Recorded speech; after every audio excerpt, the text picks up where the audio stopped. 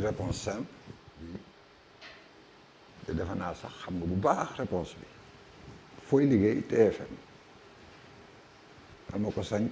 Youssou Ndour. oui artiste entrepreneur. y en a combien maa ngi doon wax léegi affaire Alaaji Man un très grand entrepreneur artiste entrepreneur Alaaji Man yore na rajo. Alaaji Man si mbirum sport bi mi ngi dawal lu bari si musique bi mi ngi dawal lu bari si mbirum consultation en Afrique pas seulement au Sénégal dañ koy woo si ay dëkk muy def ay consultation xam lu bari si musique numérique entrepreneur extraordinaire xam nga sànq maa ngi doon wax ne war nga ko woo benn émission beneen exemple DJ Awadi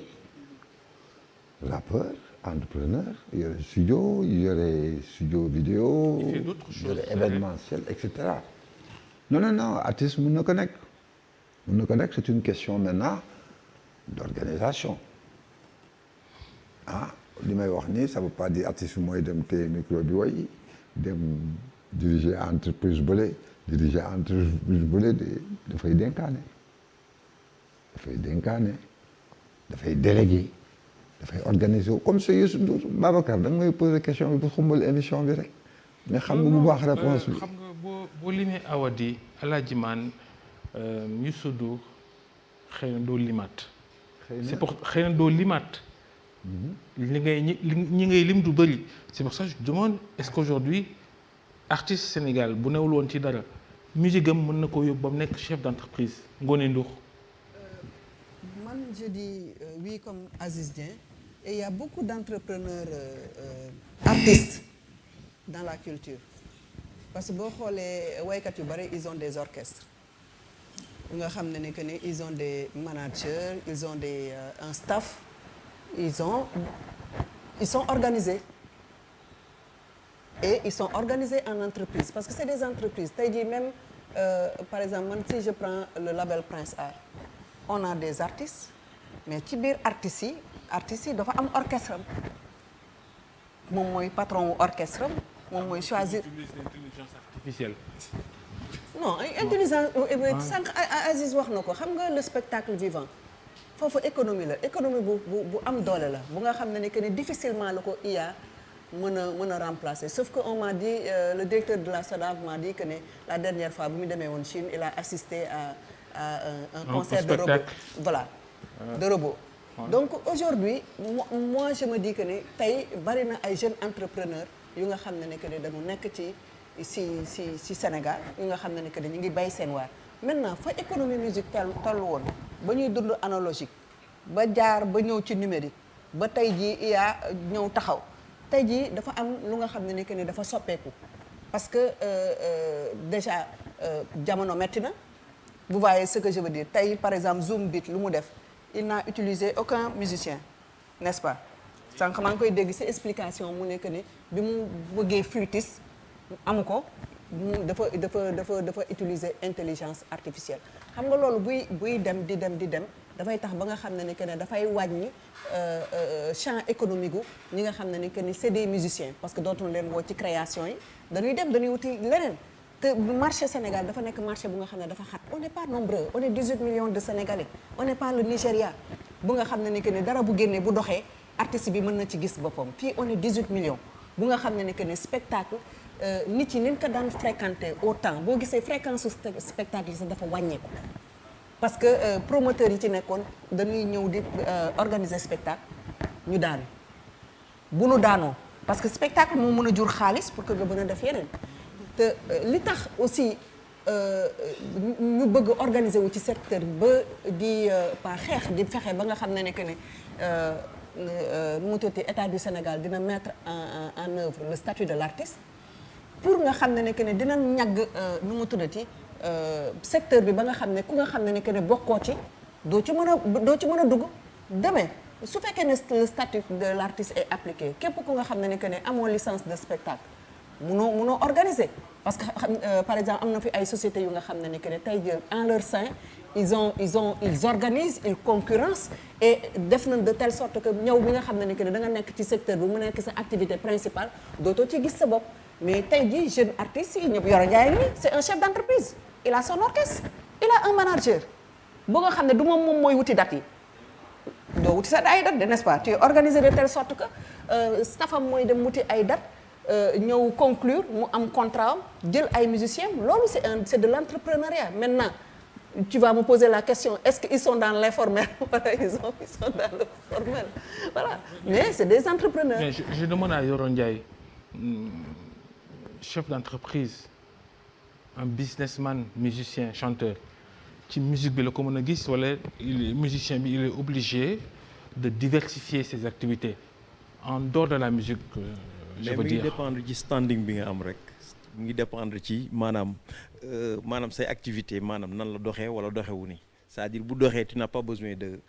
à moins que nga bëgg amaat beneen source de revenu mais bu fekkente ne bi yaa ngi dox foo tëgg mu fees bu ngay remplir ay stade vraiment di jouer spectacle chaque semaine au minimum nga jouer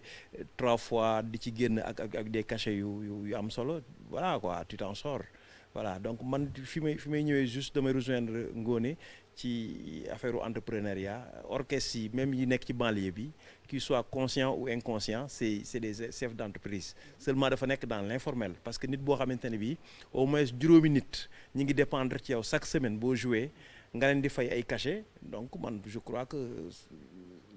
voilà donc yaa ngi leen di gérer yow yaay boss bi yaa leen di fay comprendre xëy na li ñuy gagner tamit lu ndaw la dérisoire duñ ci gaaw a gis seen bopp. waaw mais c'est bu ñu fàtte l'environnement économique qui est là aussi. mais il y a pas de concert, il y a très peu de soirées. La musique ne nourrit pas son homme. Vous voulez voiler la face ou da ngeen bëgg a raayal naayal génn ci wala. non mais am na ñu ci dund am na ñoo xamante ni boo leen waxee la musique ne nourrit pas son homme ils te disent non seulement que secteur bi am na ay difficultés c'est-à-dire dama ne la ay standing la quoi kenn ku ci nekk ak niveau bi nga toll ak li nga ci àdduna moo demee noonu quoi c'est-à-dire fii am na ñoo xamante ni période bi ngay wax ne dëkk bi dafa metti ñoom yëguñu ko parce que ñi ngi ciy génn seen secteur d'activité bu leen di jox xaalis bu baree ñoom yëguñ loolu musique bi tamit noonu la demee. am na ñoo xamante ne bii ñu ngi ciy gis seen bopp de telle sorte que yëguñu méttiwaay bi ñi nekk ci suuf nag nga xam ne buñ foree tey suba duñ for voilà c'est voilà quoi man jàpp naa ne adduna moo ni demee quoi en quelque sorte. Babacar bi juste rek pour rajouter sur Yoro lu mu wax moom mooy loolu moom moo tax le statut de l'artiste dafa am solo. pour que État du Sénégal gaawante pour mettre ko en place parce que tout à l'heure tu parlais de est-ce que musiciens yi voilà est-ce que musiciens yi ñu ngi ciy gis sunu seen bopp ku demee le statut de l'artiste lan lay régler mais problème artiste liggéeykat la problème boobu lay régler dina régler problème mu SMIC tey jii xam nañ ne que ni am na ay artistes yoo xam ne ay musiciens yi nga xam ne par exemple ñu ci Petite Côte bi wala ñu nekk ci région yi bu nu jouer ba pare wala les troupes là les troupes de danse là ay ñii 1000 francs lu ñuy ñibbee wala 5000 donc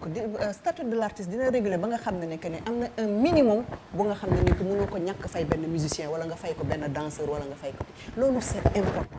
c'est important pour que ñu aider secteur bi pour que à ce que ñu réguler li ngay wax entrepreneuriat boobu nga xam ne que ni dafay nekk entrepreneuriat bu nga xam ne que ni dafay formel mu jëriñ état bi également parce que boo yoree entreprise aussi am na lu nga xam ne daf la warloo ak état bi donc bu ñu organiser les teg ñu jagal ñu benn cadre bu nga xam ne que ni ci dina ci mën a évoluer ñi ci bokk war ci bokk ñi ci bokk ñu simple leen ñuy utiliser ñi ci bokk pour que économie bi mën a dund. voilà assurer la retraite souvent dañ koy dégg ci yenn situation yi Alaaji Man l'entrepreneur chanteur musicien est-ce que ça peut marcher ci ku jóg tey bëgg a def musique gis ci boppam ba nekk un grand homme d'affaires. Bon, je pense que question bi c'est la continuité de voilà ce qui a été déjà dit xam nga musique la part de l'artiste c'est la créativité maanaam fent bi loolu mooy passion bi moo ci daanaka mooy base bi loolu mënu cee ñàkk par la suite li ci topp yëpp entrepreneuriat la parce que temps bi muy investir moyens yi muy investir loolee pour jël ko jox ko ay nit ñu koy jëfandikoo diggante boobu koom rek moo ci mën a juddu comme boobu mooy entrepreneuriat bi parce que dafay investir comme ni ngay jëlee poulailler investir ci ginaar di ko dundal di ko nangam pour mën a xëy suba jaay ko noonu la artiste bi di jëlee ci temps ci studio investir ci ay instruments pour créer un contenu mën ko jokkale ki koy utiliser mu créer koom boobu nag moom la ñuy wax maanaam entrepreneuriat bi. Maintenant bëri na ci artistes yi aussi ñu ci bëri dañoo am un peu un problème ci li ñuy wax chaîne de valeur parce que artiste aussi bu fekkee da nga dugg ci métier nga bëgg ci professionnaliser wu dafa am ay yoo xamante ne waroo ko mën a ñàkk def. Donc tey am na métier yu bëri dans le développement bien de la carrière de l'artiste daanaka amatul parce que aujourd'hui l'artiste est autoproducteur, l'artiste se manage lui-même, l'artiste fait tout lui-même alors que bu njëkk ba dafa amoon le manager qui avait cette fonction d'aller chercher les marchés, de gérer le développement de l'artiste, la carrière de l'artiste, gérer la relation avec et cetera et cetera. Donc am na artistes yoo xam ne nag ba léegi nag dañu yor dispositif boobu. Mais aujourd'hui ak nouvelle génération d'artistes bi pour la plupart c'est des autoproducteurs et des auto-entrepreneurs. Donc maintenant bu jógee ci loolu artiste bi dafay mën a investir aussi dans d'autres secteurs d'activité. Loolu Sénégalais bu nekk mën ngaa nekk ci secteur am ci koom dem ubbi def ci tool baa ngay def taxi baa ngay def leneen loolu ku nekk libre nga ci. Mais musique ci boppam Babacar il faut que d'abord ñu comprendre ni profession artistique Ngoné wax na ko statut de l'artiste moo koy régler parce que tey dëgg la sur la pratique musique métier la mais dans le cadre professionnel maanaam dañ ko dugalugul de manière formelle et intégrale dans le code du travail au Sénégal pour que artiste boobu ñu mën ko gis avec le statut de l'artiste mu am lépp lu kuy liggéeykat lépp lu mu war a am mu am ko foofu la ñu war a jubal mbir mi parce que loolu tant que amul précarité bi nga xam ne dafa nekk ci milieu artistique bi ñu koy déclamer saa su nekk ci wàllu salaire ci wàllu payoor parce que artiste bu ñëwee di jouer sur scène am na loo xam ne daf ko warlook yow mais loolu organisation la laaj artistes yi mënuñu ko defar seen bopp corporation yi mënuñu ko def seen état bi moo am responsabilité boobu donc état bi am responsabilité boobu ñi nga xam ne ñoo lëkkaloog artiste mi ministère de la culture moom la ñu war a njëkk a interpeller ci loolee nga xam ne mooy le statut de l'artiste loolee nga xam ni moom mooy de manière générale l'écosystème de la musique fan la toll lan lañ ci war a def te nag mbir mi yéene gi ak wax gi rafet na waaye fi ñu toll nii il faut être pragmatique il faut des stratégies il faut des finances il faut des parce que y a des urgences partout te artistes yi amuñu dot di xaar fii ak 2030 fii ak 2050 mbir yi nga xam ne dafa taxaw ci seen kanam c'est des urgences donc tey foofu damay attirer un peu l'attention un peu et les responsabilités de l'État du Sénégal à travers le ministère de la Culture tey c'est la fête de la musique c'est un message que je voudrais lancer pour que loolee nga xam ne ay urgence mu jëm ci secteur musical nañ ci taxaw ci ni mu gën a gaawee parce que xaarandiku bi nag ma ngay bëgg a voilà loolu voilà ba ngay bëgg a doy waar daal. Politique publique pour la culture nguur gi État Sénégal je parle de nguur je parle